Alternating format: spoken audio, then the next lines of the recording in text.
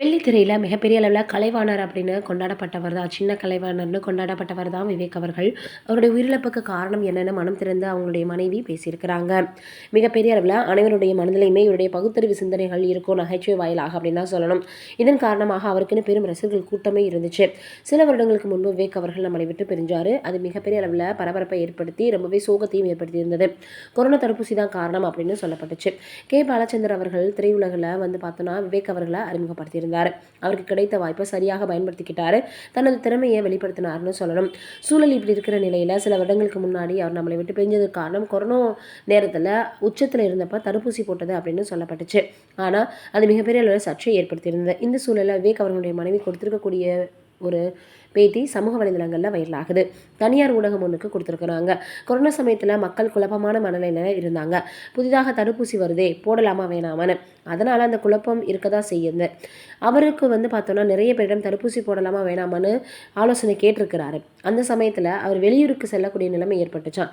அதனால் எப்படியாவது நம்ம வெளியூருக்கு போகிறோம், விமானத்தில் போகணுன்னா தடுப்பூசி போடணுமே அப்படின்றதுக்காக தான் இவர் 2 முறை போய் அந்த முயற்சி தோல்வி அடைஞ்சு வந்திருக்கிறாரு. பிறகு 3வது முறையாக போய் போட்டுக்கிட்டாராம்.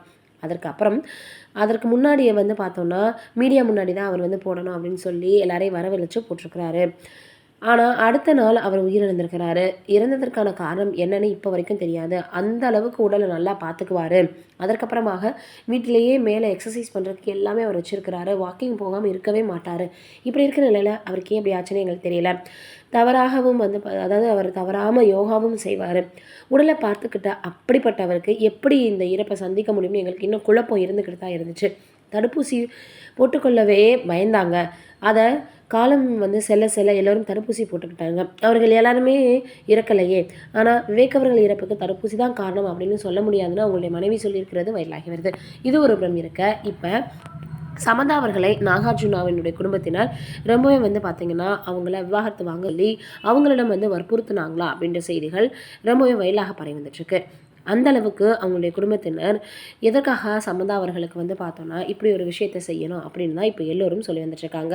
ஏற்கனவே சமந்தா அவர்கள் 2வது திருமணம் செய்கிறதுக்கு ரெடியாக இருக்கிறாங்க அப்படின்னு சொல்லிட்டு இருந்த நிலையில் இப்போ வந்து இப்படி ஒரு விஷயம் வெளியாகிருக்கு. பிரபலம் ஒருத்தர் என்ன சொல்லியிருக்கிறாருன்னா, சமந்தா ரொம்பவே நேர்மையானவர், நாகசைதன்யா குடும்பத்தால் ஏமாற்றப்பட்டிருக்காங்க, அவருக்கு விவாகரத்தில் விருப்பமே கிடையாது, சைதன்யாவினுடைய குடும்பம் வற்புறுத்தி தான் அந்த முடிவை எடுக்க வச்சுருக்காங்க, சமந்தாவின் தந்தையும் இறந்துட்டாங்க, அதனால் அவர் மனக்குறைபாடுகளையும் சந்திச்சிருக்கார், நிச்சயமாக 2வது திருமணம் செய்வதற்கான வாய்ப்பு இருக்குன்னு அந்த பிரபலம் சொல்லியிருக்கிறாராம். அவர் இப்படி சொல்லியிருக்கக்கூடியது ரொம்பவே வயலாகி வருது.